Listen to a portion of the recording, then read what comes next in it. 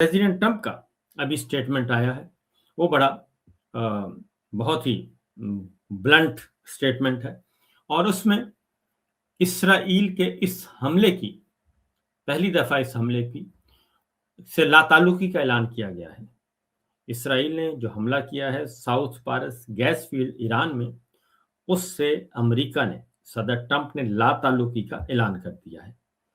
और सदर ट्रंप ये कहते हैं कि उन्होंने ट्वीट भी किया, उन्होंने कहा कि इसराइल ने मशरक़ वस्ती में पेश आने वाले वाक़यात पर गुस्से के इजहार के तौर पर ईरान में वाक़ एक बड़े तनसीब जिसे साउथ पारस गैस फील्ड कहा जाता है पर शदीद हमला किया और इसके सिर्फ एक निस्बतन छोटे हिस्से को नुकसान पहुंचा। और अमेरिका को, आगे बात बड़ी है जी, वो कहते हैं कि अमेरिका को इस मखसूस हमले के बारे में कुछ मालूम नहीं था और कतर का इसमें किसी भी शक्ल में कोई अमल दखल नहीं था और ना ही इसके होने का कोई अंदाजा था। यानी हमारे पास ना अमेरिका को इसका इल्म था और ना ही कतर को इसका इल्म था। यानी कि कतर की जो है जमीन इस्तेमाल नहीं हुई, मतलब उनका ये भी कहने का है। और लाताल्लुकी का ऐलान किया जा रहा है सदर ट्रंप की तरफ से। और उसके जवाब में कहते हैं कि जी बदकिस्मती से ईरान इस बात से आगाह नहीं था और ना ही साउथ पारस हमले से मुतालिक दीगर हकायक से वाकिफ था और इसने बिला जवाब और गैर मुनसिफाना तौर पर कतर की LNG गैस तनसीब के एक हिस्से पर हमला कर दिया। साउथ पारस फील्ड से मुतालिक इसराइल की जानिब से मजीद कोई हमला नहीं किया जाएगा। ये प्रेसिडेंट ट्रंप की तरफ से पहली दफा ईरान को कहा गया है कि अब इसराइल की तरफ से कोई हमला नहीं होगा जो साउथ पारस गैस फील्ड है। और उन्होंने कहा कि हमला नहीं किया जाएगा और जब तक कि ईरान गैर दानिशमंदी का मुजाहरा करते हुए किसी बहुत मासूम, अब बहुत ही जो है वो किसी और दोस्त मुल्क पे इस मामले में या जैसे कतर पे हमला किया है इस तरह का कोई हमला नहीं करता। यानी अगर ईरान की तरफ से कोई गैर दानिशमंदाना अंदाज में हमला न किया गया तो अब इसराइल पहल नहीं करेगा। ये बड़ा एक पहली दफा हुआ है कि न सिर्फ अमेरिका जो है वो इसराइल की हमलों की पॉलिसी से मुत्तफिक है, इससे पहले भी ये बात हो चुकी है अमेरिका में और अमेरिकी अथॉरिटीज़ और अमेरिकी इस्टेब्लिशमेंट, अमेरिका के इक़्तिदार के ऐवानों में ये बात पहले भी हो चुकी है कि ये कौन इस बात का तयन करता है और कहाँ ये डिसाइड हुआ है कि इसराइल फलां जगह हमला करेगा और अमेरिका उसको ओन करेगा।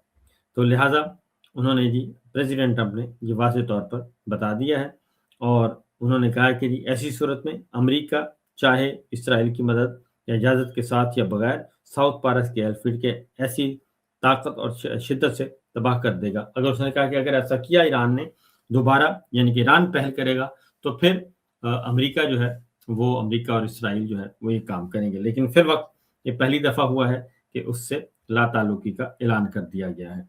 अब ज़रा जी आगे आपको सुनवाते हैं। मसला ये है, अमेरिका की जो इकॉनमी है वो बहुत ज़्यादा मुतासर हो रही है और माहिरीन, वहाँ के एक्सपर्ट और अरकान कांग्रेस जो हैं वो मुतनब्बे कर रहे हैं बार बार। सुनाइएगा जी ज़रा पहले रुकने कांग्रेस की।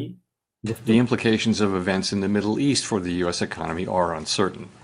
In the near term, higher energy prices will push up overall inflation, but it is too soon to know the scope and duration of the potential effects on the economy. Economy मुतासर और inflation rate बढ़ रहा है, महंगाई बढ़ रही है और उसके बाद नेक्स्ट सुनाइएगा जी। Economy is getting worse. The last economic report showed that GDP was revised downwards to an anemic 0.7% last quarter. It also showed that core PCE, the Fed's inflation gauge that they prefer, increase. So we have a slowing economy, increasing inflation, and now diesel has hit over $5 for the second time in U.S. history. तो ये Americans आगाह कर रहे हैं, inform कर रहे हैं। अब ज़रा जी इस सारे मामले से ज़रा आगे बढ़ते हैं क्योंकि हर रोज़ कोई ना कोई आ रहा है। अच्छा जी, इसराइल पे मुसलसल हमले हो रहे हैं और अभी कुछ देर पहले भी जो है वो ईरानियन मिसाइल जो हैं वो इसराइल में गिरे हैं और ख़ास तौर पे वहाँ पे धमाकों की आवाज़ सुनाई गई है। वो दिखा भी दी गई, अल जज़ीरा की खबर है।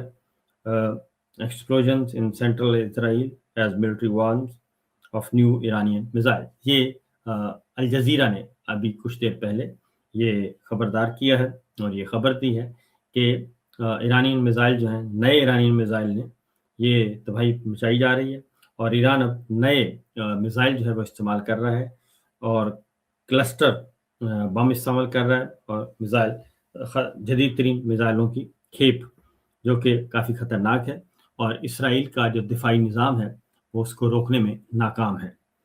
अब जी अगली जो खबर है वो ये है कि इस जंग के बारे में तहफ़्फ़ुज़ात मौजूद हैं और ये पहले भी कहा गया कि ईरान तो एक निशाना है और असल बहाना जो है वो पाकिस्तान का जौहरी प्रोग्राम है और पाकिस्तान के जौहरी असासे हैं।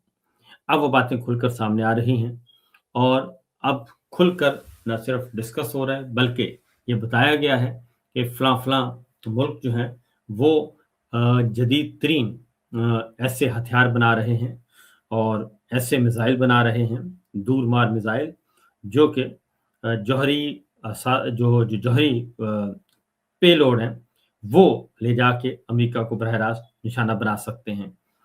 अब पहले भी ये कहा गया था कि असल में ईरान के पास किसी किस्म की कोई जौहरी असासे नहीं है।